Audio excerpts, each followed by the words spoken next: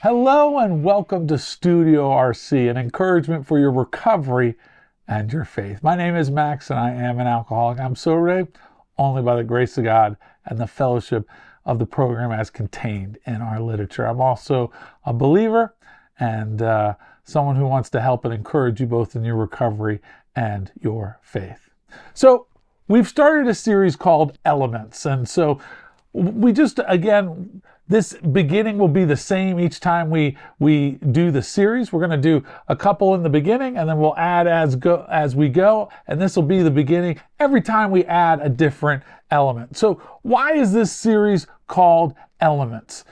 It's about taking all the various elements of a recovery church service and experience, putting them together and taking them apart, looking at each one separately, but remembering that each of them work together to help complement and bring about the full recovery church experience. So during this series, we're going to look at various areas of nuts and bolts, sort of the different elements that could help you in regards to understanding what Recovery Church is and how we do things. This is going to be an encouragement to help you in the various elements as you put together your Recovery Church service and you put together your team, and as you're putting together your planning topics and all the various elements of your Recovery Church team, movement, service. And so we're going to take a look at things and try to help you. If you don't already know them, if you do, help fine tune them a little bit and encourage them in a way that helps you going forward. So with that in mind, keep in mind, just as Paul said, we need each part of the body. Recovery Church needs each and every element that your particular location already has. God has provided you with the elements that you need, and there'll be some solutions here for maybe some of the areas that you don't have or that you struggle in. So sit back, enjoy, and we're going to enter into another episode of Elements. On this episode of the series Elements, we are going to focus on the tension. And the tension is between what sometimes we refer to as church and state. The tension between AA and church, and the need for the tension of both in your Recovery Church team and in your services. We're going to look at the focus of Recovery Church as well as how we live out unity and what that looks like for one of the most important elements in Recovery Church. So what is the focus of Recovery Church? It's important to keep this in mind. All are welcome to be a part of our gatherings, but unless addiction to alcohol and drugs is kept relentlessly in the foreground, other issues will really usurp the group's focus, will change our focus. Recovery Church must keep our primary focus on helping the addict and the alcoholic find Jesus and recovery. That is our goal at Recovery Church. And although the principles will help other people, much like the 12 steps will help other people, in AA or NA, they have a singleness of purpose. We at Recovery Church also have a singleness of purpose, and we want to keep that singleness of purpose in mind. The truth is, part of why we have Recovery Church is we're tired of people not only succumbing to addiction issues, but more importantly, we're tired of people dying because of addiction, specifically drug and alcohol addiction. The statistics say today, if you had a child today under the age of, I believe it's 50, there's a greater chance that this child would die from a drug OD than a car crash. That's the numbers that we're dealing with. It is so critical that we are on the front lines, and we don't want to water down our approach. So we have to fight the temptation to lose this focus. Well, what about other addictions? And can they come? Yeah, but our focus is going to be drugs and alcohol. That's what we are at Recovery Church. We focus on where the Gospels, the good news, the four first books of the Bible, the message that Jesus gives as the Savior and Messiah, how it intersects with recovery, and where recovery intersects with the gospel. There's a tension because there's overlap and need for both. We must be willing to risk offending non-addict, non-alcoholics in order to help save the addict and alcoholic from an untimely death without Jesus and without recovery. Allowing for an atmosphere in your meetings to have this laser focus identification of alcoholism and addiction will help break the denial of those who are not quite sure if they're an addict or an alcoholic yet. Most people require a process based on surrender to God, an accountability community, and a program of action, the 12 steps. We ask the question, how does this help someone deepen their relationship with Jesus and recover from drug and alcohol use? That's what we're always trying to answer as a question in regards to Recovery Church. Each of us has a responsibility to do our best to keep the focus on helping the addict and alcoholic find Jesus and recovery. I want to read to you our value called unity. And although this isn't a series on value, it very much informs this discussion, the tension again between AA and NA, like the recovery community, and church. There is unity in our diversity. We have a lot of different people. We have people who are addicted to different drugs, to alcohol, but there's unity in that diversity. All are welcome to be a part of Recovery Church, of the Recovery Church family. We are made different because you are a part of us. We may be diverse, but we are united in our shared solution. And our shared solution is both the 12 steps and salvation through Jesus. That's spiritual awakening that the 12th step talks about. We are united with the church. We are for the church. We desire to be a resource to the local and global church. We encourage our Recovery Church family to be a part of the local and global church. We don't care who gets credit, so long as God gets the glory. We are for all 12-step fellowships. We are for recovery. We encourage our family members to be active members in other 12-step fellowships. So what does this mean? Where is Recovery Church? Recovery Church is uniquely placed as a bridge between the 12-step fellowship and church, and or at least the traditional church. And we sit in the middle. We give a place for people. When I met Pastor Phil, who oversees Recovery Church and who God gave the vision to create Recovery Church, I met him at a pastor's breakfast. And I'll be honest, many of the things I have tried in ministry in regards to recovery-based things always just felt like they were lacking something. Now, I got sober first, and then through sobriety, it brought me to a significant encounter with God and God's love, and I discovered Jesus, and I became born again. The big book says we were reborn. I experienced that, but AA brought me through the steps and then brought me to Jesus. And while that led me to become a minister and a pastor, as I did ministry, I was often working with addicts and alcoholics as at least part of my responsibilities at church. And there were a lot of great resources out there, but they never fully felt like, this is it. There was always sort of a pinch point at some point, like, this doesn't quite feel right. And when Pastor Phil came and spoke to this this breakfast of pastors. He came all the way from Florida to visit a church in New Jersey, and I was at the breakfast. And I'll be honest, I kind of had arms folded, and I said, let's see what you got here.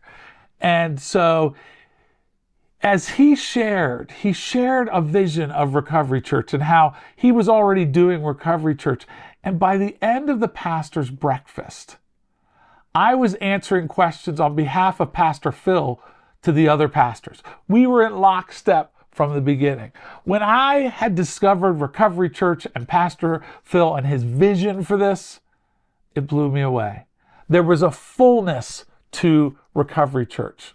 Because sometimes if you are in recovery and you have faith, sometimes you feel like you can talk about higher power and God, but you don't always feel comfortable to talk about Jesus. I sometimes joke, if you want to see the power of Jesus, bring it up in a recovery meeting and you'll see the atmosphere change.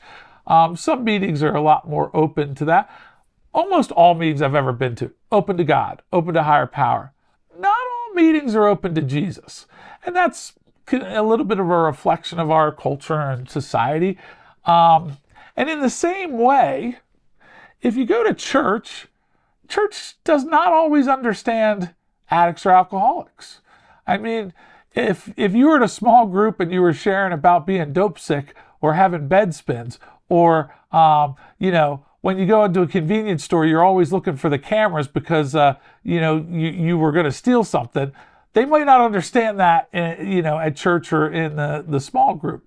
And so there were parts of at least my identity in both recovery and faith that didn't always find a welcome spot in both. And Recovery Church is this place. And again, a little bit of a joke that if you share during the open share, you can share from the Bible, the big book, throw in a swear, all in 3 minutes. Now, of course, we don't encourage the swearing, but sometimes people early in their recovery journeys, that's part of it. But there was an authenticity and a fullness to Recovery Church that I just loved and that you'll love. And that's what we want to provide for people. Now, we need a healthy tension between both recovery and church. I find, as somebody who is sober, I've been sober over 3 decades, and I've been in ministry for over 25 years, that I have the background in both, that I am often an apologist for the other thing wherever I am. If I'm in AA, I find that sometimes I'm an apologist for the church because people have questions and they question the church. And I want to be spiritual, not religious. And it's kind of this backhanded thing about religion. But spirituality is fine. And we talk about that the church is not a bad thing. It actually helps us to practice our spirituality and our faith in a very significant and tangible way. And sometimes I'll find myself in church and they're asking questions like, why do you continue to identify yourself as an alcoholic? And can't you stop going to those meetings? And there's a lack of understanding of both carrying the message as well as, I know that this was a God answer. Someone asked, why do you continue to identify yourself as an alcoholic? Especially as you read the big book, it tells us we can be recovered, past tense. In the foreword to the first edition of the big book, it says, this is precisely how we have recovered. It says recovered a couple times in the first paragraph of the first foreword. Why do you continue to identify yourself as an alcoholic? And I found these words came out, and I give God all the credit for these words. When I identify myself as an alcoholic, there is actually freedom in that. And also when I say, hi, my name is Max and I'm an alcoholic, I'm not backwards looking. I'm actually forward looking. I'm not thinking, oh, all the things I did and my past. I'm thinking about how being an alcoholic led me to being sober, which led me to know Jesus, which gave me the ultimate freedom and the ultimate love. And so I sometimes get to be the apologist in both sides. When you are designing your service and when you're putting together your messages and things, you will skew one way or the other. You'll be a little heavy AA or you may be a little heavy church. And it all depends on your background and the makeup of your team. But the truth is, you don't want your recovery church service to look so much like a recovery meeting or an AA or an NA meeting that if someone from church came in and said, this is just a meeting, I don't see any elements of church. So we want to make sure we have the elements for church. But in the same sense, we don't want someone coming from a recovery meeting and it being such a church service that there are no elements that are familiar from the recovery meeting that they said, well, this is just a church service. We're both. We get to incorporate both, but we want to continue to play with the tension, to try to be as close to that 50-50 mark as we possibly can be. We want to be as much recovery as we do church so that it's identifiable to both. And what's interesting is each recovery and the church really have some elements that they specialize in that the other one doesn't do. I think that the 12 steps, which is very much a discipleship model, the 12 steps and the 12-step fellowships are positioned well to help people get and stay sober. The church isn't as much so. It's not to say that Jesus can't do a one-off and relieve people, but our experience is that people require going through those 12 steps, and those 12 steps help bring about long-term sobriety. When you've had that spiritual awakening, when you are reborn, that's when long-term sobriety comes. It's not long-term sobriety brings about that. And so I think that the recovery community does a good job at that. Well, in the same sense, the church does a great job maybe in worship. Now, an AA or NA meeting's not set up for worship.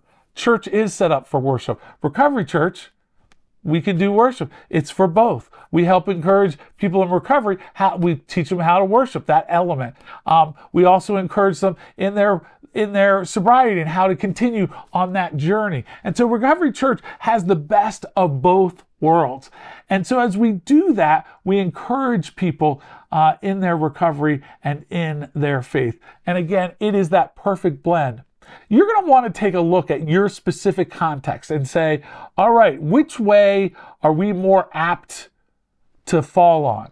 You know, if you're made up of a group of people mostly in recovery, you're going to want that person from church who has a strong background and maybe ideally even a pastor that can kind of balance a team that's filled with mostly people in recovery.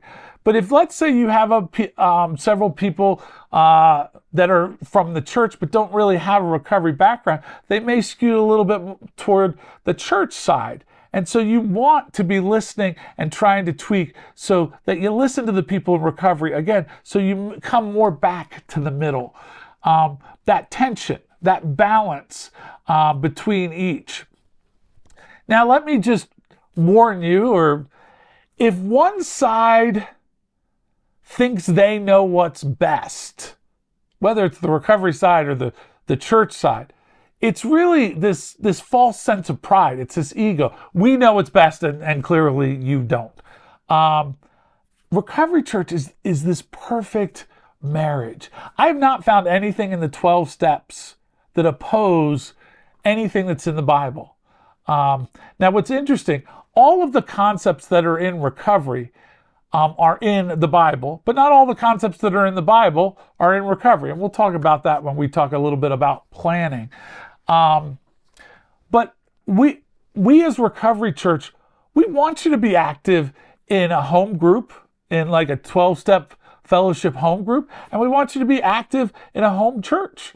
Again, we're not trying to steal from either. We're not saying, ignore your meetings, stick with us. We're not saying, ignore your church, stick with us. We're saying, go to each. And we will be that support, that encouragement that helps you in the middle. And again, we don't care who gets credit. We just want people to be furthered in their recovery and in their faith. And we have found that the marriage of the 12 steps with elements of church and in this thing called Recovery Church, it is a powerful combination that really helps people to experience a new level of faith, as well as they obtain a longer term of recovery that maybe they've never experienced before. And that positions Recovery Church in a unique way. So don't lose that uniqueness, the uniqueness of having the tension between church and state, making sure that we get as close to 50-50 as possible. And we keep doing tweaks to try to, again, find that full balance. That's the element of the tension is important. I encourage you with your team, with your location, ask the question, which direction do we go? Are we heavy in one area over the other area?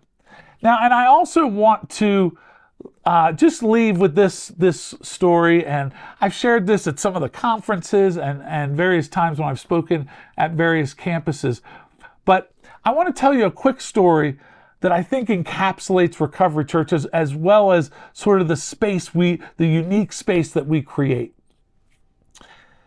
When Jesus came back to the disciples after the resurrection, his first appearance to the disciples in the upper room, he appeared to them and everyone saw Jesus and they were amazed. And for some reason, Thomas wasn't in the room. We don't know where he was. We don't know why he missed it. But he comes back and all the disciples are saying, "We saw Jesus." And Thomas said, I have trouble with that one. He unfortunately gets the moniker of Doubting Thomas from this experience. He doubts what the other apostles, what the other disciples have said that they experienced. Fast forward 1 week, and Thomas had said, "I'm not going to believe unless I feel the nail marked hands and feel the mark on his body." And so Jesus appears 1 week later, and he goes up to Thomas and he holds out his hand, and Thomas has this "my Lord and my God" moment. He has this moment of recognition of who Jesus is, that Jesus is who he said he was. And Thomas never falters again. He experienced that.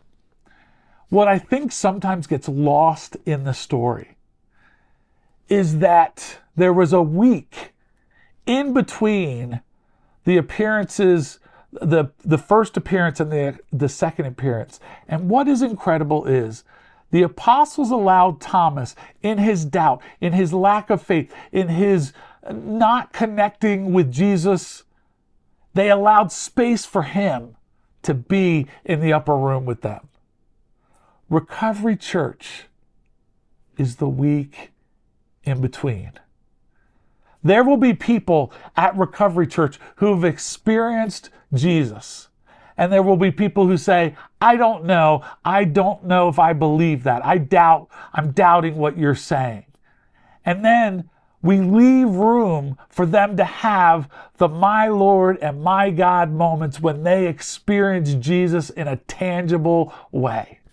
And their life is changed and they're never the same. Recovery Church is the week in between. We're making a space for addicts and alcoholics who haven't yet discovered Jesus, who are experiencing people who have had a relationship with Jesus. And we're creating a space where people can explore and watch and figure out. And then there's nothing more special and meaningful as a Recovery Church watching someone have their "my Lord and my God" moment. That's the tension, and that's the space we're creating with Recovery Church. That's what uniquely positions Recovery Church from other ministries and from other recovery-based groups. We have that week in between and the tension between both.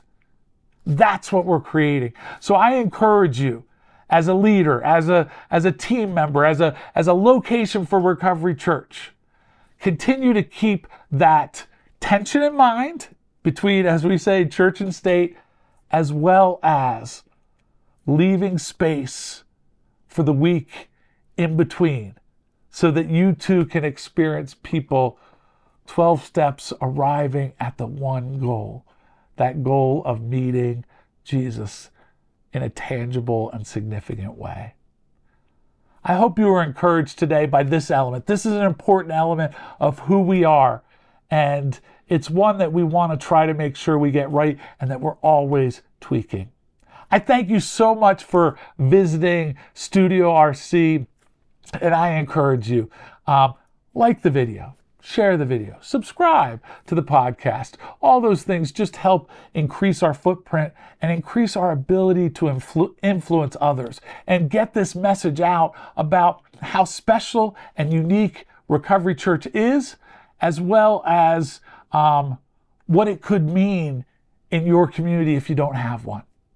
So we love you, we thank you, and we remind you here at Recovery Church, 12 steps, one goal, and we get to make that one goal happen together. God bless, and we'll see you next time here at Studio RC.